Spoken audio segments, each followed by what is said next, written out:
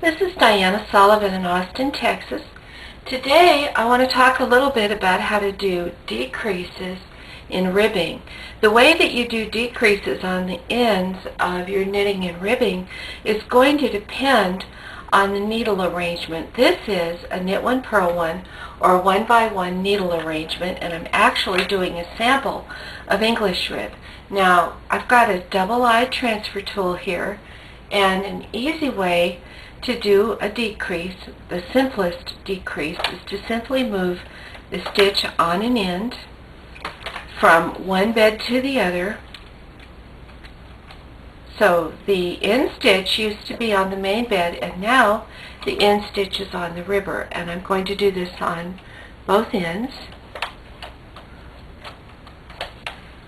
Get that to slip. There we go. Going to do it on both ends and then knit a few rows so that you can see how that looks.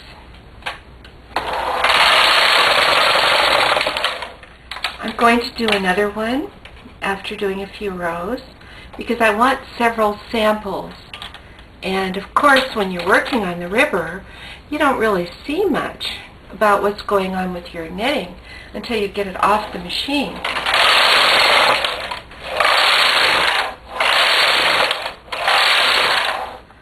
Now, by doing a decrease on each end 3 times, I will have taken off a total of 6 stitches.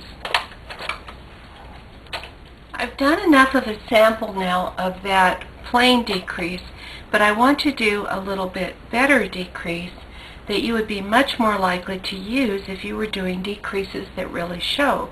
For instance, suppose you were doing raglan seam decreases. What I'm going to do is I'm going to move 2 stitches in. This would be a full fashion decrease. And I bring on the main bed, using this triple transfer tool, I bring 2 stitches in. The middle prong's empty because I'm in 1x1 knitting. And then I do the same thing on the ribber bed. Get those in stitches and move them over.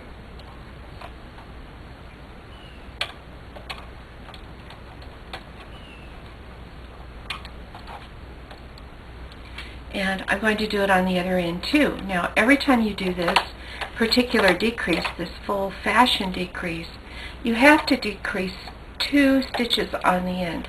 So you have to plan ahead as you're working.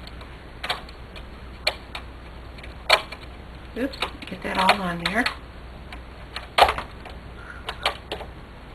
My sample is getting a little bit narrow and it has quite a bit of weight on it.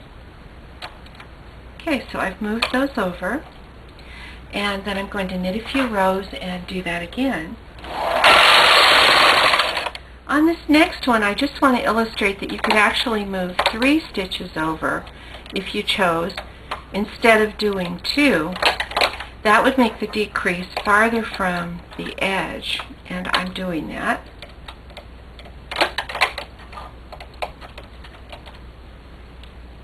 And then on the ribber bed, I'm doing the same thing. So this will make a decrease that is farther from the edge.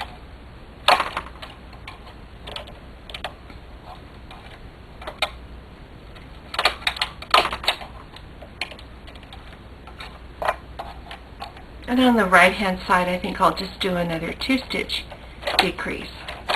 Now, you'll remember from main bed knitting that for most of the decreases, we didn't want to do them on the very edge. We wanted to do some kind of a full fashion decrease, and then that leaves the very edge stitch. That leaves that one for the seam.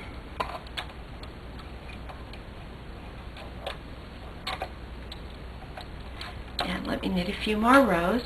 Then I can take this sample off and show how this turned out.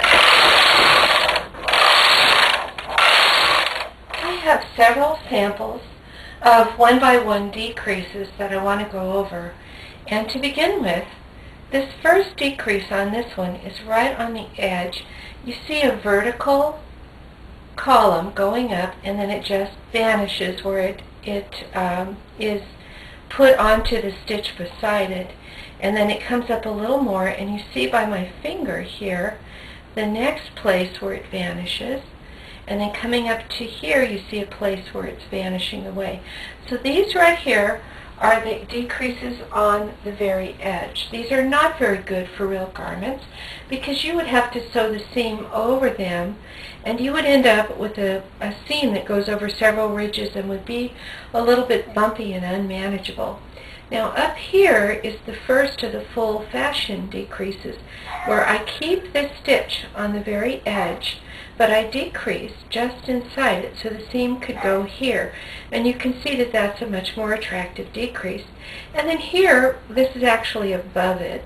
Here is the decrease that was 3 stitches in instead of 2 stitches in. Now I have a couple more samples.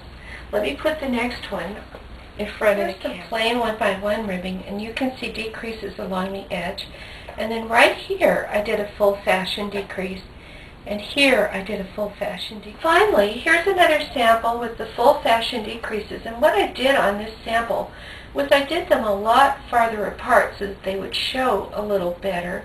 Here's an ordinary side decrease, but then here the full fashion decreases begin. Here's one, and then here's one, and here's one. And on the opposite side, here's one, and here's one.